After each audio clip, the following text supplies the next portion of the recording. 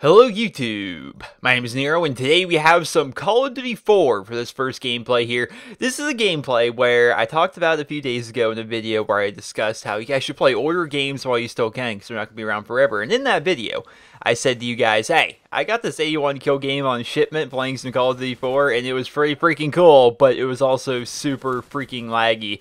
And that's what we're using for this gameplay. The connection is awful, the host is terrible, but I joined late, and on that horrible connection still I managed to have a ridiculously good game, and hopefully you guys all sit back, relax, and enjoy that. And then after this gameplay is over, we're going to hop into some other gameplay that is not necessarily as laggy. It's actually not laggy at all, so hopefully you enjoy this gameplay and the not laggy gameplay that's going to follow it. But welcome to this week's episode of Dear Nero, which of course is the weekly series here on my channel where subscribers send me in fan mail and or fan questions, and I do my best to go and answer them. We're going to hop into this right away. We got a lot of good questions this week, and I want to go through them all. So let's hop into the first one. He writes, Dear Nero, how do you feel about Apple's iCloud service getting breached and all of the female celebrities getting their naked photos leaked? From Killa Kip. So, this is something. If you guys are on Twitter, you're on social media, hell, it's probably made its way to Facebook. I don't pay much attention to Facebook, but I'm sure it's on there as well.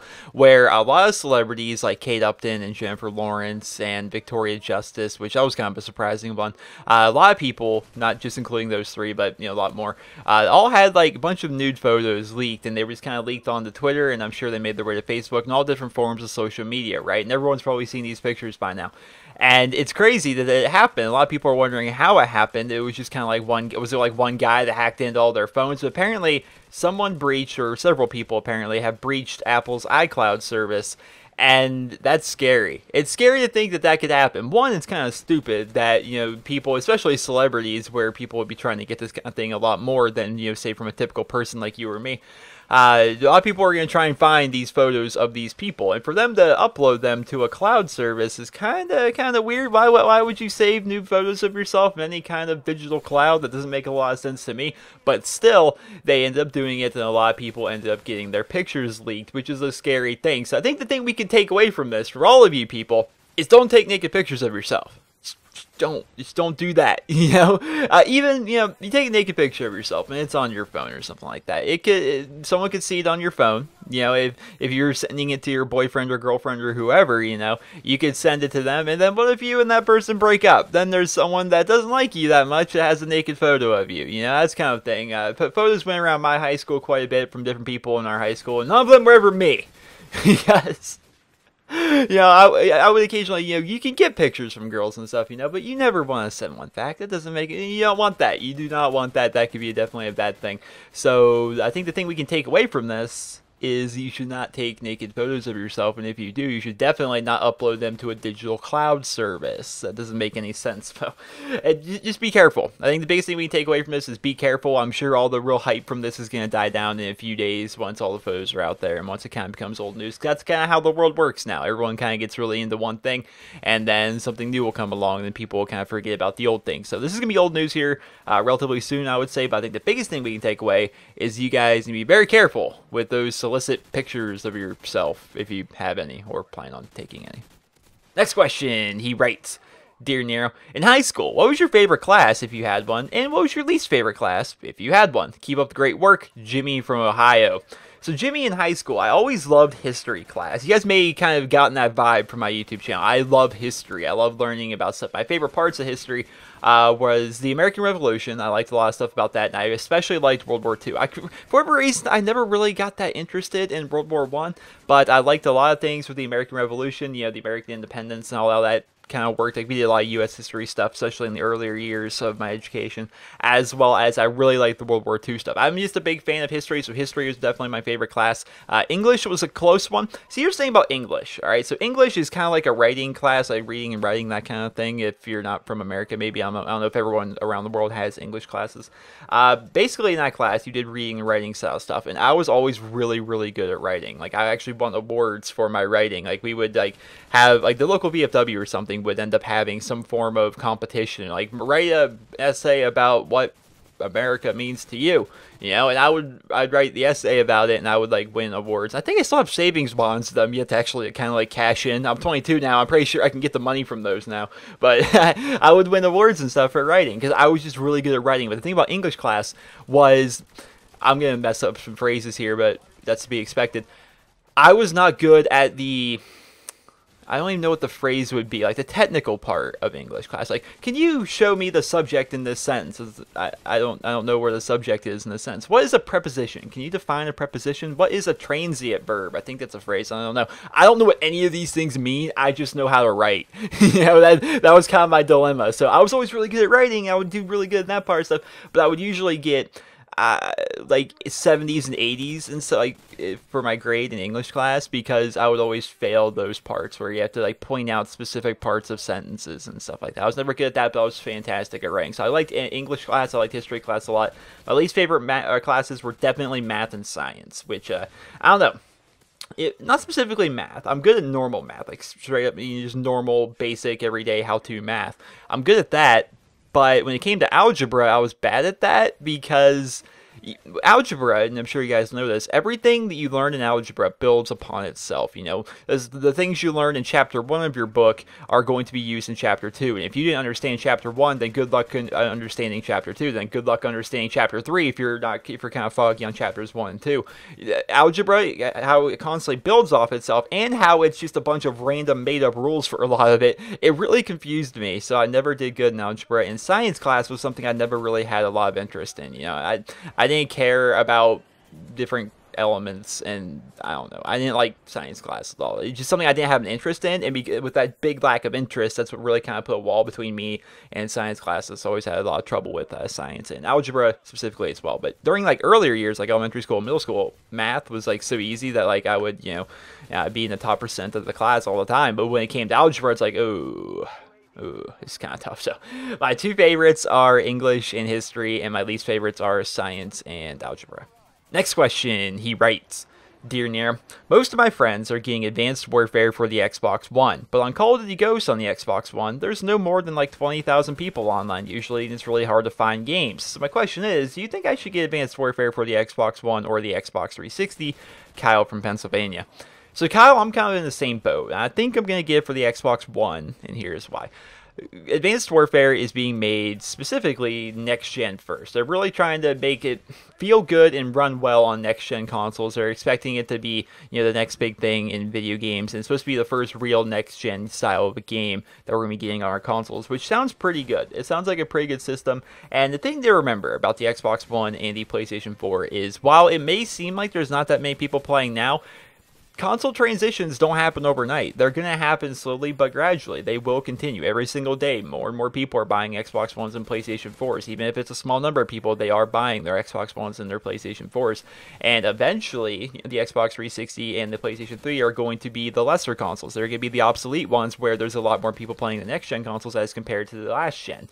And right now, there's more people playing last-gen, but eventually, the next-gen consoles are going to kind of take over, similar to what happened with the original Xbox and the PlayStation 2. You know, a lot of people kind of held out on those consoles for a while, thinking they didn't really need to get a 360 or a PlayStation 3. But now look at where the PlayStation 3 is and the Xbox 360 is as compared to where the original Xbox as well as the PlayStation 2 is at. Right? Those things are kind of obsolete now. Eventually, that's going to happen for the 360 and PS3. When's it going to happen? Over time. It's not going to happen necessarily right away.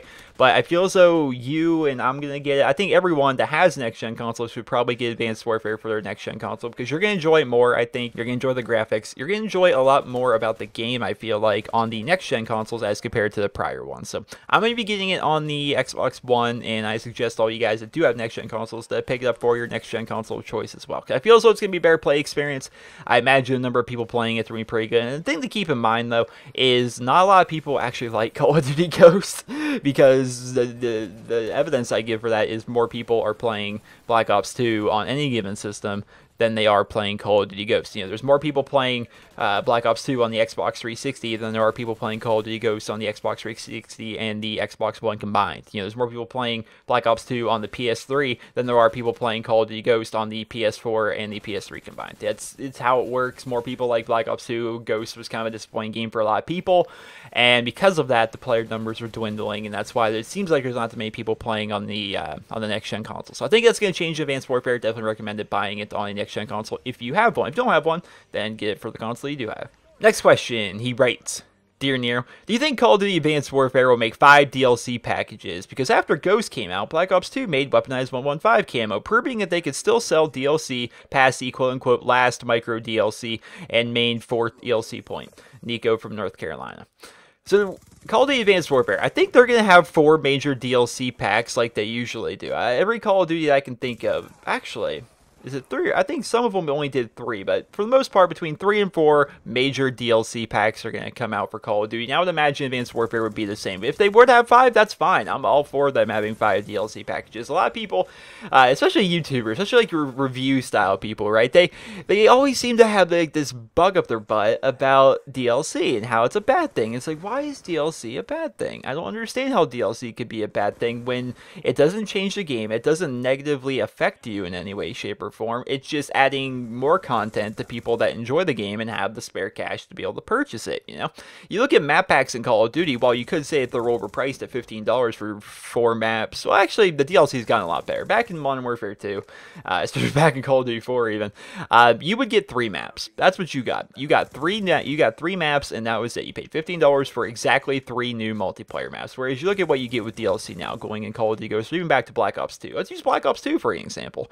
And Black Ops 2, you got 3 brand new maps, plus a remake map, plus zombies, and new zombie stuff that comes with that new zombie map, be it new zombie weapons, be it new perks, whatever. You actually got a bunch of content. The same thing goes for Call of Duty Ghosts. You get a bunch of content for $15. They really kind of up their ante on that.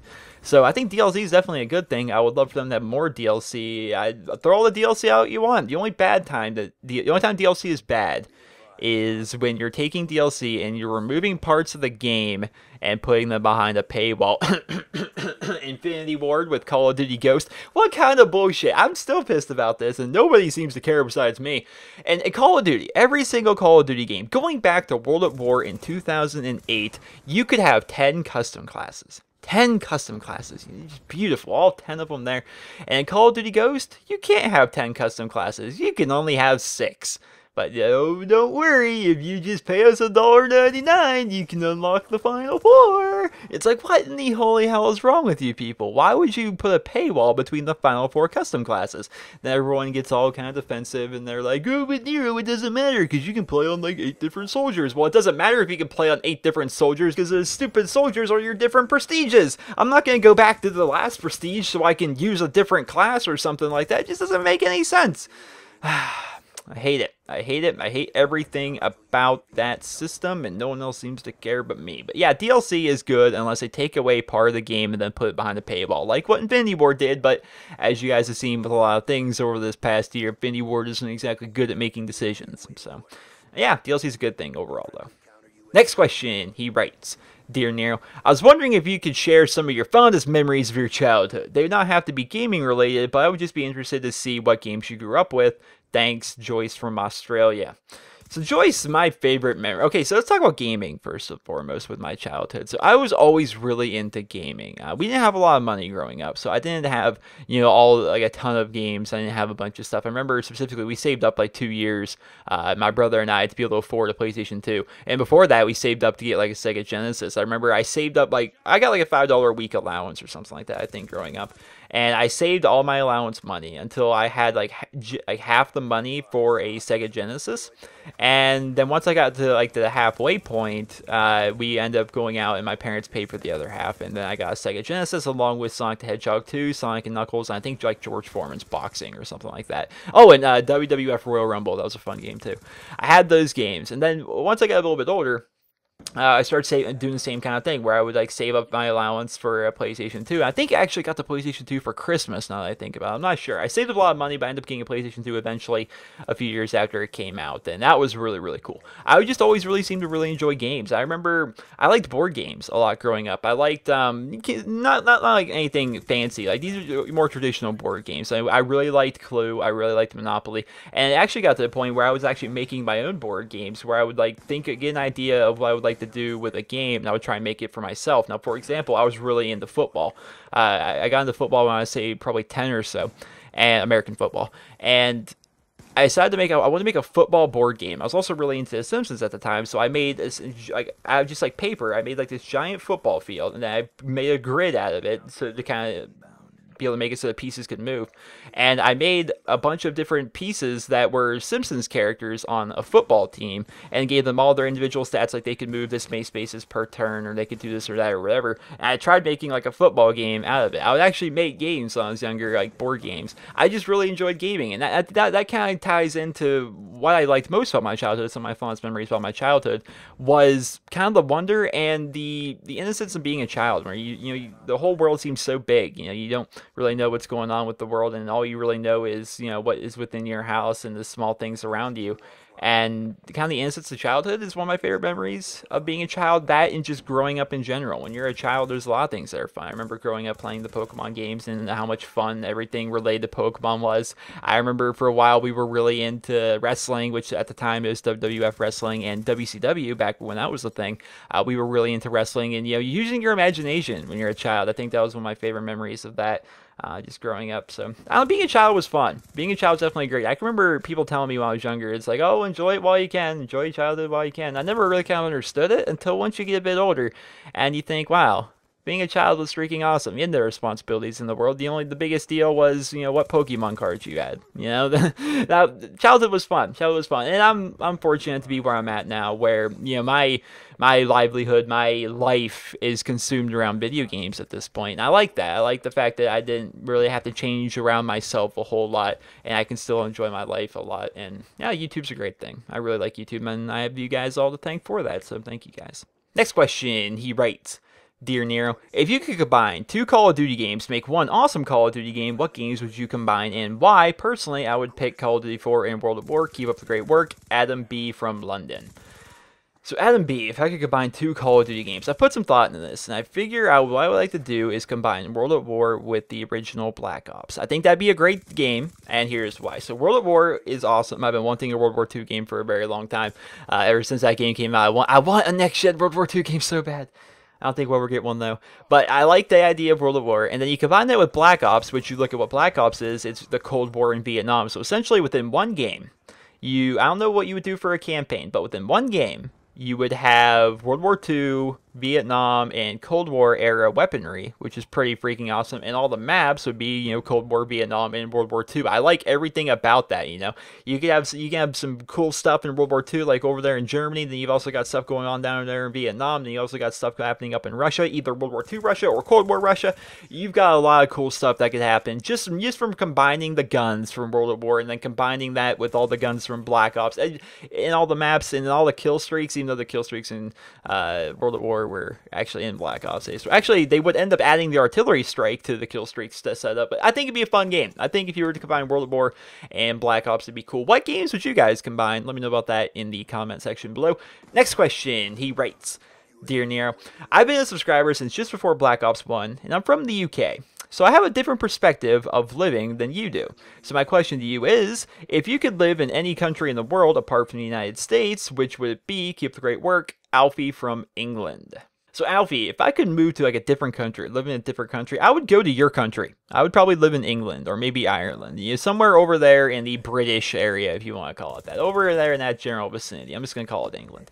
I'd go over there mainly because it's roughly the same as the United States. There's plenty of countries I would imagine that are first world that are pretty much similar to the United States in a lot of different respects, like Australia and New Zealand come to mind. But I think I'd want to go over there because it's pretty similar to here. Everyone's got a different accent, but maybe over a few years I would pick up that accent. Then I would have a UK accent. That'd be pretty cool. So if I could end up moving to anywhere else, I'd probably move to the UK because, yeah, I think it'd be cool over there. Next question, he writes, Dear Nero, I know several YouTubers, such as yourself, and also many professional Call of Duty players are planning to get Advanced Warfare a few days before the street release of the Day Zero pre-order bonus. However, due to the fact that a select few are doing this, I would imagine that you would only be able to play matchmaking in one lobby with these same people for several days. As a YouTuber, what do you think the biggest benefit of spending the extra money to get games like Advanced Warfare a few days early is? Thanks, Aether from Portland. I think it's Aether. It's Aether. Aether, maybe? I'm not sure. I've never seen that name before. All right, so you're kind of right in that you don't really play in one lobby. If you have a Call of Duty game early, you do see the same names quite a lot, but there are quite a few lobbies. A lot of them are YouTubers. Like you'll run into a lot of people that you know on YouTube, and you end up playing up against them, and so that's kind of a neat thing. But there's also a lot of people that aren't YouTubers and aren't pro players. It's weird. I don't know how they get it, but I think a lot of the people are from like other countries, like Mexico and Spain, and I don't know whether random countries that are out there that they end up getting the game early because they don't care as much about street date breaking over in that country or something, because you'll find that the connection to a lot of different lobbies when you have the game early is not exactly ideal in a lot of situations. So you do face a lot of YouTubers, you do face a lot of pro players, but you also face a lot of people that are from different countries and stuff that, you know, the connection's not very good. So that's definitely a factor. It's not like you say where there's basically like, you know, literally, you know, 10 of us that all have the game early, and you know that we're only facing each other. There's a lot more people that have the game early than you would think. I think in several thousands actually. What's the biggest benefit? The biggest benefit, this is the reason I've gotten Black Ops 2 early and I got Ghost early, I'll get Advanced Warfare early. The biggest benefit as a YouTuber is I can make good videos on day one. You know, if you get the game, if you get a Call of Duty game at the midnight release, so the day it actually comes out, right? You get that game, you go home, the videos that you make, it's going to take you a while to even be able to get gameplays and stuff for videos, or familiarize yourself enough with the game to be able to make at least helpful videos. And the reason I get this, and the reason a lot of other YouTubers get it, is if I can get the game a week early, 3 days early, 4 days early, I can sink an unholy amount of time into those days, and then come the midnight release when the embargo breaks and I'm actually allowed to upload videos of the game, I can make custom class tutorials, I can make map walkthroughs, I can make guides, I can make just videos showing you guys what the best guns are, what the best combinations are. I can show you guys things like when Call of Duty Ghost dropped. One of the first videos I made was, hey guys, this is the MSBS. It's overpowered as holy shit. Because it was. You guys remember early on in Call of Duty Ghost lifespan, the MSBS was ridiculously powerful. And since I'm playing against YouTubers and pro players all the time, literally, it was boring as hell to play Call of Duty Ghost early, because in every single lobby, the only gun you would see was the MSBS. Everyone used it because it was so powerful, and that's all people used. So that was kind of a pain. I was able to make videos like that. I was able to make custom class tutorials. I was able to make a video talking to you guys about the Akimbo Magnums and how amazing they are as a secondary. They're basically a shotgun. You know, I was able to make a lot of cool videos that helped out you guys a lot. And as a result, you know, as a YouTuber, I ended up getting a lot of views on those videos as a result too, because one, they're helpful, two, they're actually good, and it's not just, you know, some opinion piece that you get from people that are speculating at the game. It's actual fact, actual gameplay, and showing you guys stuff. So it's beneficial all around to get the game early. You know, you spend a lot more money to get it early, but you know, if you've got a decent sized channel, you can probably make that money back relatively soon. And that's the reason why YouTubers get the game early. It's because you can make better videos as a result of it. Next question, he writes, Dear Nero, what sensitivity do you usually play Call of Duty on with your consoles? And also, what is your take on scuff controllers? Sorry if these have already been asked. John. So my sensitivity on Call of Duty changes. It changes around. It changes around because sensitivity in every Call of Duty game feels different. I change it around until I get the right feel. And that right feel is generally between 4 and maybe 6 sensitivity on any given Call of Duty game. Somewhere in there. Yeah, somewhere between 4 and 6 is the right sensitivity for me on every single game. And so those are what I run. Some people like to run like super low sensitivities, like pro players, because it makes aiming a lot easier. But I don't like being like, it takes so long to be able to turn and move around and stuff, and I have a very fast, you know, style of play. So it's like, yeah, I like a 4 to 6 style sensitivity. My take on scuff controllers, I've said many times, I'm not a big fan of them. I honestly think scuff controllers are modded controllers. You can try and twist that any way you want, but the definition of a modded controller is a controller that is modified. You know, if you look at, people say that it's not a modded controller, there's no, you know, automatic firing, because people take modded controllers as to what they were back in Call of Duty 4 and World at War, where you would take a semi-automatic gun, it would become fully automatic because your controller is modded. Well, that's not just the only definition. The definition of a modded controller is it's modified, and you take a scuff controller and you get the fact that you have trigger stops on there, allowing you to shoot faster with semi-automatic guns than normal people could with a standard controller. You take the fact that there's extra buttons in the back that allow you to jump and aim at the same time, which is near impossible unless you're playing claw on a standard controller.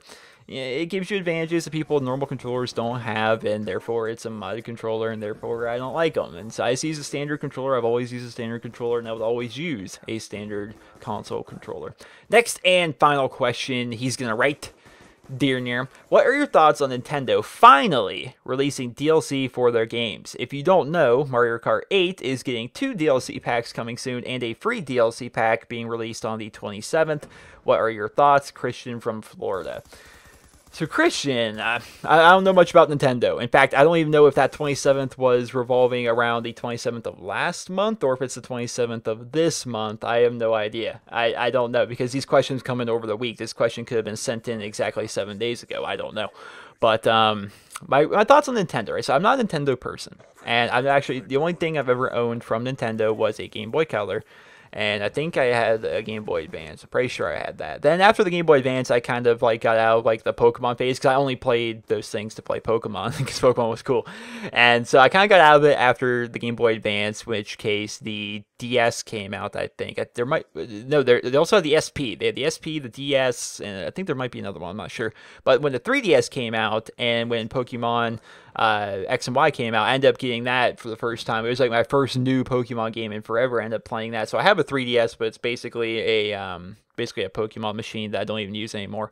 So I don't really have much history with Nintendo. You know, that being said, you say that they're finally releasing DLC, saying that they don't actually release a lot of DLC, and that Mario Kart's actually starting to get DLC now. And I think that's an awesome thing. It goes back to the question we talked about earlier. You know, DLC is a great thing as long as they're not specifically removing things from the game, making it so you're putting stuff behind a paywall. You know, if you have your standard Mario Kart 8 game, which I haven't played, I've never actually played any Mario Kart game, believe it or not.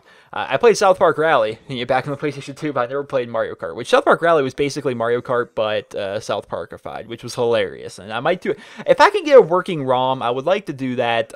I think I did 4 episodes of South Park Rally on my Let's Play channel way back when, like 2 years ago or 3 years ago or something. But I only did like 4 episodes or something because I couldn't get the ROM to continue to work right.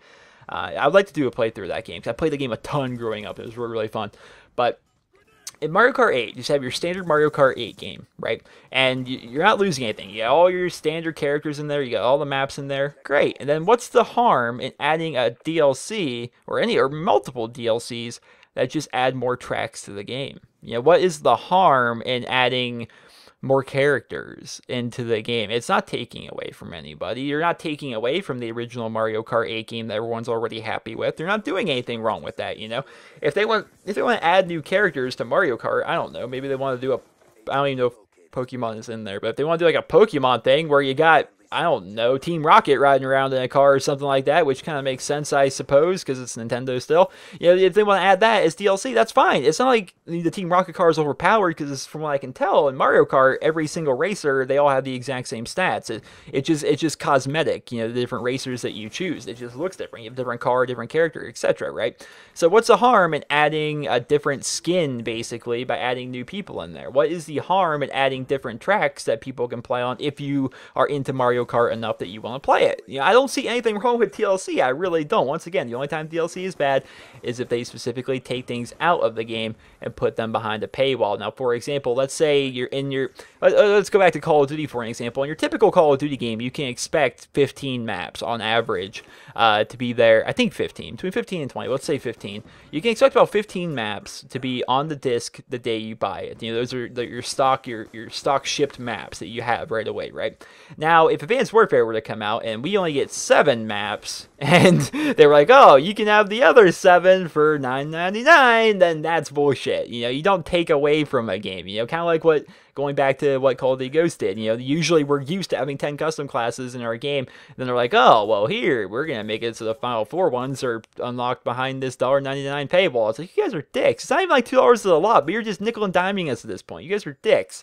That's just a dick move. If they take away things from the game, that's a bad thing. But if you're just adding on to it, there's nothing wrong with DLC. And that is this week's episode of Dear Nero, ladies and gentlemen, boys and girls. I hope you guys all enjoyed the video. And if you did, please be sure to leave a rating where you guys feel the video deserves. If you guys like to send in your guys' questions for next week's episode of Dear Nero, simply send me a personal message here on YouTube. And how you do that, if you guys don't know, you just go to my YouTube channel, youtube.com/NerosCinema. You go to the About button from on my channel. Then from there, you'll see a send message button. And to make things a bit easier, start your message off with Dear Nero. Then maybe put a dash or just put Dear Nero and then put, the rest of your question in there. Because what they did with YouTube, it's really annoying. They made it so you couldn't title your messages anymore. It used to be just title your message Dear Nero. It makes it very easy to sort through them all. But now it's kind of difficult because there's no titles to messages. It's just message upon message upon message. So if the first few words in your question are Dear Nero and then this, I know that's specifically sent to me for Dear Nero, and I can go through it and look through the question and then hopefully feature you on next week's episode. So I do hope you guys all enjoyed this episode of Dear Nero, and if you did, please be sure to leave a rating. I hope you guys all have a wonderful day.